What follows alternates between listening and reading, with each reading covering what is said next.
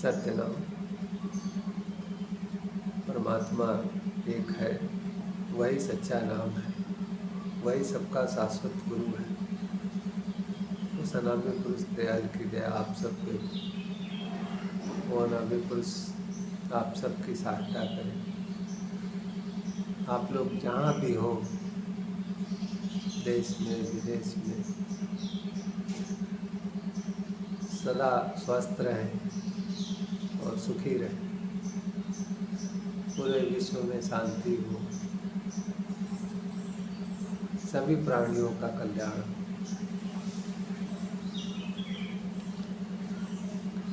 आज हम लोग चर्चा करेंगे शिक्षा के ऊपर। ये अप्रैल का महीना है। इस महीने में मिडिल क्लास ज़्यादा परेशान रहता है, क्योंकि बच्चों को स्कूल में, कॉलेज में एडमिशन कराना होता है। और शिक्षा जिस तरह से आज एक व्यवसाय बन गया है, शिक्षा और चिकित्सा, तो शिक्षा और चिकित्सा ऐसे व्यवसाय बन गए हैं जिसमें जनता जो है मनमानी और लूट से परेशान है।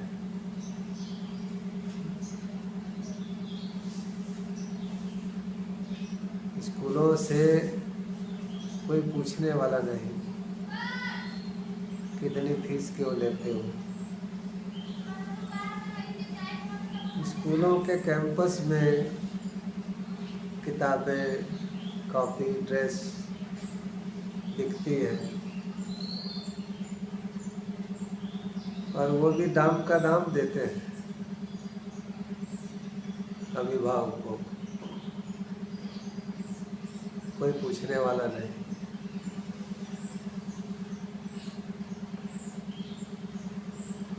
एक वीडियो मैंने देखा था, जबलपुर के एक बड़े अधिकारी महोदय का, जिन्होंने प्राइवेट स्कूलों से पूछा फीस के बारे में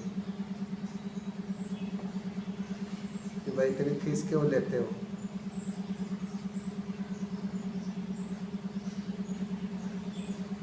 सब स्कूलों ने फीस कम कर दी।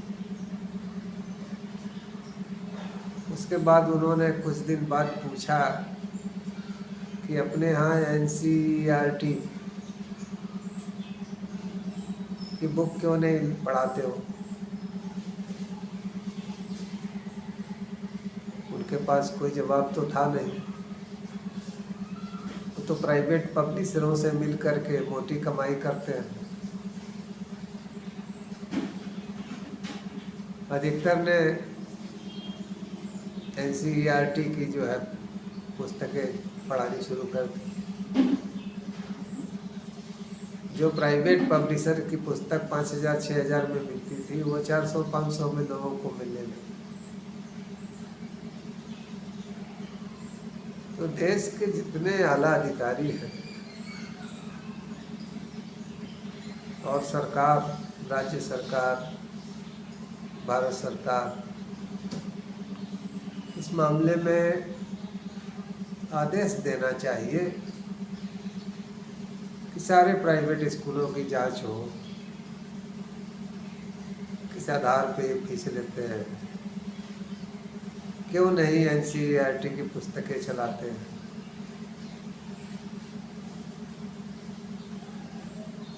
लोकतंत्र जब लूट तंत्र बन जाता है तो जनता जो है सड़कों पे आ जाती है। और दो क्षेत्रों में, शिक्षा और चिकित्सा, दोनों का आज यही हाल है। किसी प्राइवेट स्कूल में चले जाइए, वहाँ मनमानी लूटपाट। कोई शख्स बीमार हो गया, किसी हॉस्पिटल में चला गया, वहाँ भी मनमानी और लूटपाट। इन पर कोई नियंत्रण नहीं, कोई अंकुश नहीं।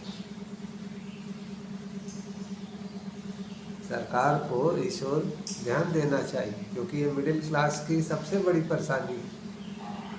अगर मिडिल क्लास कर्ज में डूबा हुआ है तो उसका सबसे बड़ा कारण यही है, बच्चों की पढ़ाई और स्वास्थ्य। ये दोनों चीज़ों पे उसका पैसा इतना ज़्यादा खर्च हो रहा है कि वो कर्ज में डूबता जा रहा है। तो उम्मीद है कि सरकार इस पर ध्यान देगी। आज के सत्संग में हम लोग चर्चा करेंगे कि शिक्षा के ऊपर गुरु महाराज कबीर साहब ने कौन से दोहे कहे हैं और उसके क्या अर्थ हैं। देखिए, पहला दोहा है, गुरु पारस को अंतरो जानत है सब संत, वह लोहा कंचन करे ये कर ले महंत। कहते हैं कि गुरु और पारस पत्थर में यही अंतर है कि पारस पत्थर लोहे को सोना बनाता है, लेकिन एक गुरु अपने शिष्य को अपने जैसा ही बना देता है। वो अपने से भिन्न नहीं बनाता है, अपना अनुभव दे करके अपने जैसा ही बना देता है। तो हम लोग बच्चों को किताबें दे देते हैं, कॉपी दे देते हैं, स्कूलों में क्यों भेजते हैं? घर में भी तो बच्चे पढ़ सकते हैं। तो स्कूलों में इसलिए भेजते हैं ताकि उसे मास्टर का ज्ञान और अनुभव मिले। मास्टर का जो ज्ञान है, अनुभव है, वो उसे प्राप्त हो, इसीलिए बच्चे को जो है स्कूल भेजा जाता है। तो एक अध्यापक भी शिष्य को अपने जैसा ही बना देता है, जो ज्ञान उसके पास है वो दे देता है। और एक संत का, एक गुरु का भी यही काम है। अगले दोहे में कहते हैं,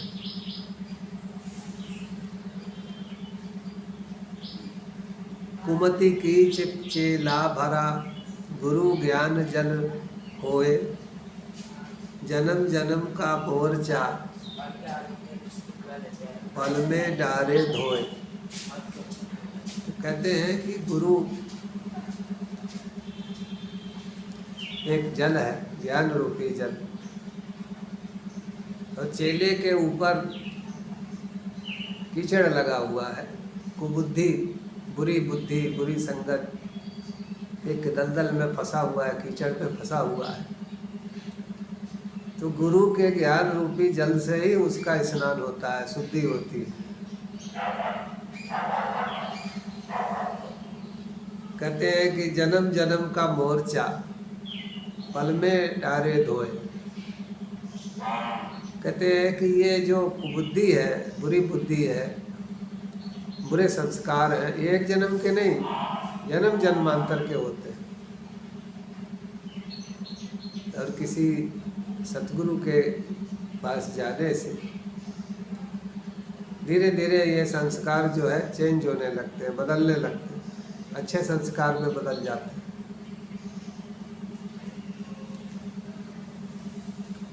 गुरु कुम्हार शिष्य कुंभ है, घड़ी घड़ी काढ़े खोट, अंतर हाथ सहार दे बाहर बाहें चोट। कह रहे गुरु कुम्हार की तरह है और शिष्य उस घड़े की तरह, कुंभ की तरह, पात्र की तरह, जिसको कुम्हार अपने चाक पे गढ़ता है। और जब चाक चलती है उस पे कुम्हार कुंभ बनाता है या कोई बर्तन बनाता है, तो आप देखे होंगे कि उसको अंदर से हाथ रख के सहारा दिए रहता है, या बाहर से हल्के से चोट भी जारी रहती है। वो कहते हैं कि गुरु भी शिष्य के भीतर धीरे धीरे धीरे धीरे बसते चले जाते हैं, अंदर से उसको सहारा देते हैं। तो बाहर से गुरु ने अगर डांटा, गुस्से में बोला, तो वो केवल शिष्य को शिक्षा देने के लिए मुंह से होता है।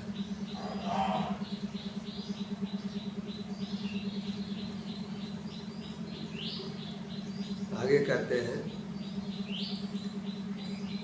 गुरु समान दाता नहीं, याचक शीस समान, तीन लोक की संपदा, सो गुरु दीन ही दान। कहते हैं कि गुरु के समान कोई दाता नहीं, क्योंकि ज्ञान दान से बड़ा कोई दान नहीं। और अगर हमें कुछ नहीं मालूम है, अज्ञानी है, याचक है,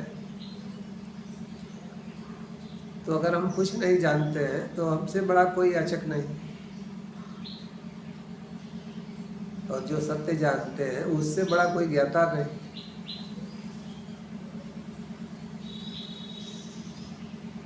तीन लोक की संपदा, सो गुरु दीन ही दान। कहते हैं गुरु जो ज्ञान का दान देते हैं वो तीनों लोकों की संपदा से भी बड़ी।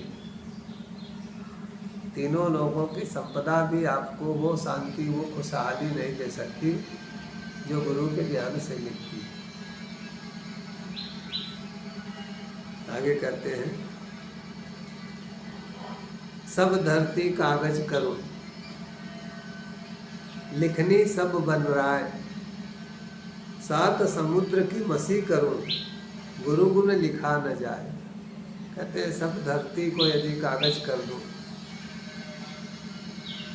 और सारे जितने जंगल हैं उसकी कलम बना दें, सारी धरती को कागज की तरह प्रयोग करें, और जितने भी धरती पे वन है, जंगल है, उसकी कलम बना लें, तो भी जो है सात समुद्र की यदि स्याही बना ली जाए तो भी गुरु का गुण जो है वो लिखा नहीं जा सकता। कहने का अर्थ यह है कि गुरु की महिमा बखान नहीं की जा सकती। हम अज्ञानता के अंधेरे में हैं और जो हमें सत्य के उजाले में ला देता है उसकी महिमा का बखान जो है नहीं किया जा सकता। उसके गुण का जितना भी हम बखान करें वो कम है। आगे कहते हैं, अब आगे के दोहे में बताते हैं कि बहुत से लोग संत महात्माओं के पास जाते हैं, लेकिन सब क्यों नहीं सुधर पाते हैं, सबके अंदर क्यों नहीं परिवर्तन होता है। बहुत से संत महात्माओं के पास आते जाते हैं लेकिन नशा करते हैं, जुआ खेलते हैं, दारू पीते हैं, सारे कुकर्म करते हैं, कोई चीज़ छोड़ते नहीं है। तो गुरु महाराज उसका कारण बताते हैं कि उसका कारण क्या है। तो कह रहे हैं, साबुन बेचारा क्या करे, गांठे वाखे मोए, जल सो करता परस नहीं, क्यों कर उज्ज्वल होए। बहुत बड़ी बात कहते हैं। कहते हैं कि साबुन बेचारा क्या करे, गुरु का ज्ञान जो है वो कैसे काम करेगा, क्योंकि गुरु का जो ज्ञान रूपी साबुन है उसने गठिया तो लिया है, गांठ बांध लिया है, लेकिन उसका प्रयोग नहीं करता है, उस पर विचार ही नहीं करता है। तो गुरु के ज्ञान पे अगर विचार नहीं करेंगे तो हमें उससे कुछ लाभ भी नहीं होगा। तो गुरु के ज्ञान पे अमल करना होता है, अभ्यास करना होता है, विचार करना होता है, तब उसका फायदा मिलता है। तो कहते हैं कि जल सो करता परस नहीं, क्यों कर उज्ज्वल हो। कहते हैं साबुन और जल का अगर मेल ना हो तो कपड़ा कैसे धोओगे। इसी तरह से गुरु का ज्ञान और सत्संग रूपी जल दोनों आवश्यक है, तभी जो है मन की शुद्धि होगी।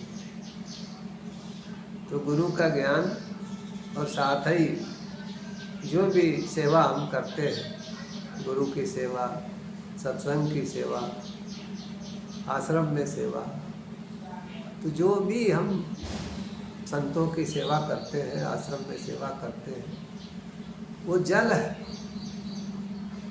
और उसी से अहंकार जो है, अहंकार रूपी मैल खत्म होता है। अहंकार का नाश बिना सेवा के नहीं हो सकता। ज्ञान से मन बुद्धि संतुष्ट होते हैं, लेकिन अहंकार रह जाता है। अहंकार सेवा से ही जाता है।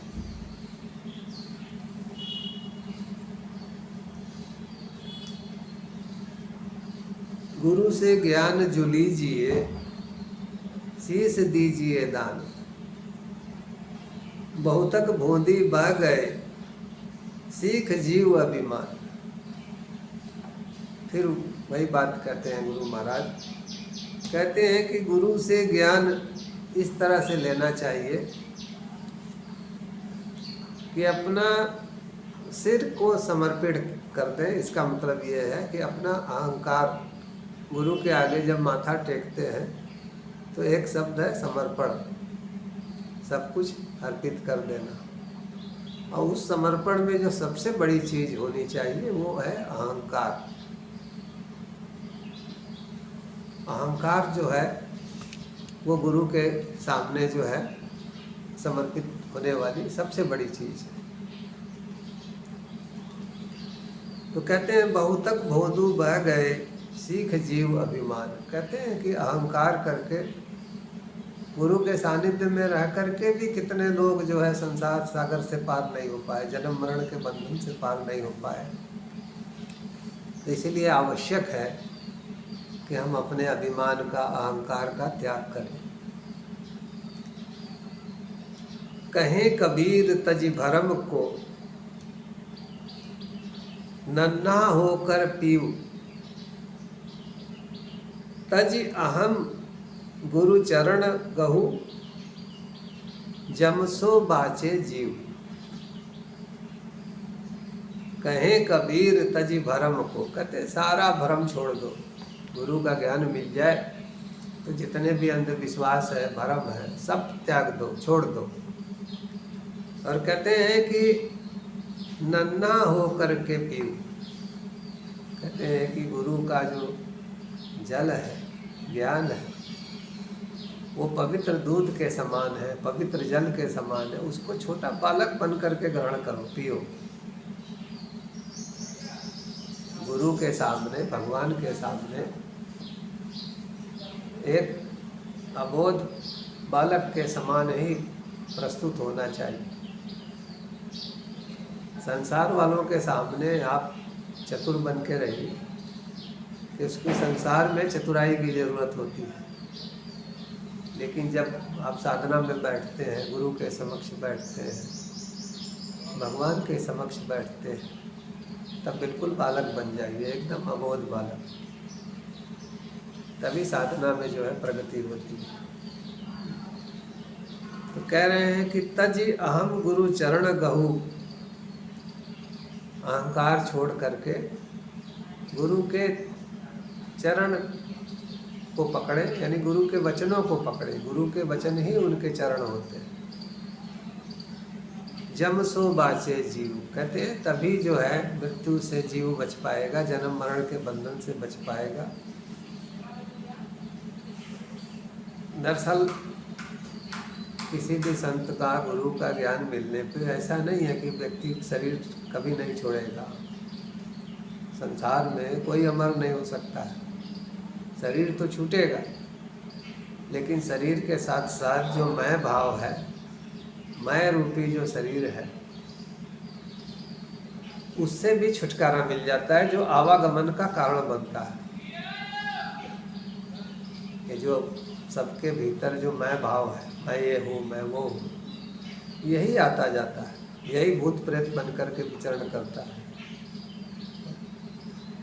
और इसका अंत जो है संत सानिध्य में ही हो सकता है, क्योंकि मैं भाव कई जन्म से बना है, इसीलिए बहुत मजबूत है। यही मूल माया है जिससे पार जाना है, और इसके लिए संत संगति अत्यंत आवश्यक है। आज इतना ही। अनामी पुरुष दयाल की दया, अनामी पुरुष सदा सहाय। आप सब पे उस अनामी पुरुष की दया हो, आप सबकी सहायता करें, आप सब लोग स्वस्थ रहें, पूरे विश्व में शांति हो, सबकी उन्नति हो। सत्य।